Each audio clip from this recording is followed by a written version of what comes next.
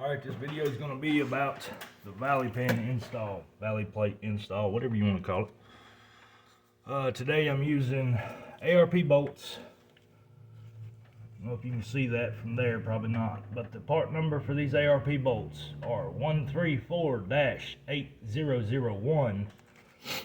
I know the valley pan probably doesn't need ARP bolts. I know it doesn't need ARP bolts, but that's what I'm putting in there. And I'm using the Felpro gasket. Felpro part number MS92465. Shop phone's ringing. We're closed today, and I'm not answering. I'm working on my stuff. Never get a chance to. Took a vacation. This is my vacation. These seals for your knock sensors, the umbrella style, the way it looks incorrect, but the way it came out was with the slant facing up. The way I've always installed gaskets, or the way I've always been taught to install gaskets, was the umbrella should face against the oil to trap it out. But that's the way they came out from the factory, so that's the way I'm going to put them back in. If they leak, I'll pull them back out. So yeah, let's get pumping. Got a lot to do. Short time, I'll skip a few steps again.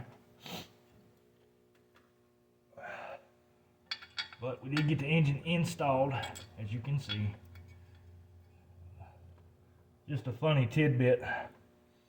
As many times as I've installed engines, it's funny to me that I've done this, but we got the engine in and I was underneath it trying to make sure we weren't going to pinch any wiring harness or anything, and I look up in the back and notice there's a pretty large gap there between the torque converter and, you know, where the flex plate's supposed to go. so I hadn't installed the flex plate. So we pulled it back out, throw the flex plate on, got back to business. I believe the torque spec on these is 18 foot-pounds. I don't think it's really extremely necessary. I'm sure I'll have some argument on that. So I'm gonna give it a couple clicks with my battery ratchet, Matco battery ratchet, and I do believe that the tightening torque on that thing is probably somewhere between 18 and 21. I tested it way back when I got it, and it was somewhere around there. So I'm not gonna give it all she's got. I'm just gonna make sure they're down good and snug. They ain't gonna leak. If they do leak, then I'll go back over them.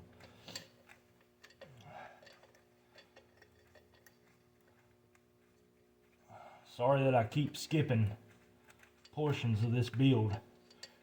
Always block off your intake ports there, just because you never know when you're going to drop a bolt. And man, that would be aggravating to drop a bolt and have to pull these heads back off.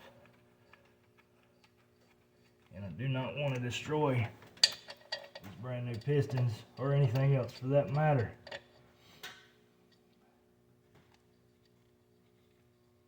Make sure, again, you start all your bolts by hand. I've got to do something about this wiring harness, because it is going to look hideous. I mean, it does right now. It really needs to be pulled out, stripped down, and retaped, and have some sheathing put on it.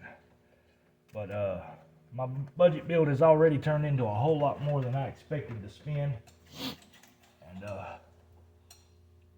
trying to save where I can, so that might be a project for another day. Get my big ass over in here so I can reach these back ones. Sorry for the profanity. I will mark this video as not suitable for children. As most mechanics know, you spend more time cussing the vehicle than you do working on it most of the time.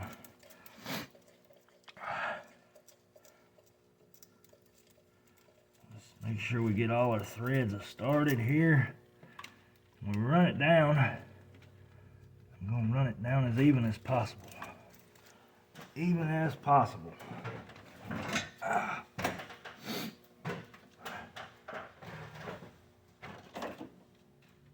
These, I'm running, I You can't see it on camera because I don't want to move the camera and have to reset it all up. I'm running the Speed Engineering headers. I was hoping to save my stock cats and run them with these headers and just do a little fab work and make them work. Well, that's impossible. So if you're thinking of running Speed Engineering headers on these LM7s, in another application, it's probably possible.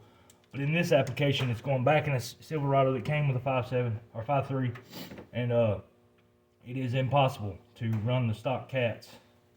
Well, I won't say impossible. Let me correct myself. It's not impossible, but it's too much work. So if you're going to order the headers, go ahead and order the whole kit with the Y pipe.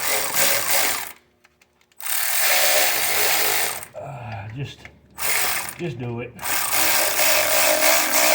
or just don't do headers. I mean, if you're gonna do it, save you some time and some aggravation. I'm starting on the center here, and I'm gonna crisscross, work my way out. Like I say, that final grab there, that's probably about 18 to 20 foot-pounds, and I will make another pass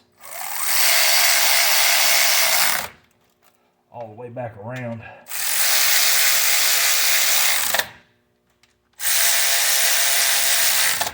Because once you torque the rest of them, sometimes you got one that decided to go loosey-goosey on you.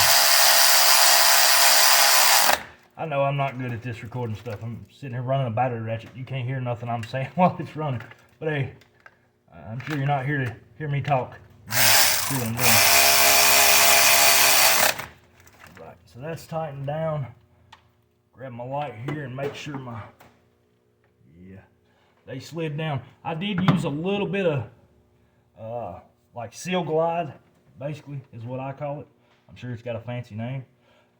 Just very little, just enough to get it to slide on there, not to coat it to where it's going to come off into my oil or anything. Just enough to lube her up. So we're going to go back again, like I say. Give her a once over.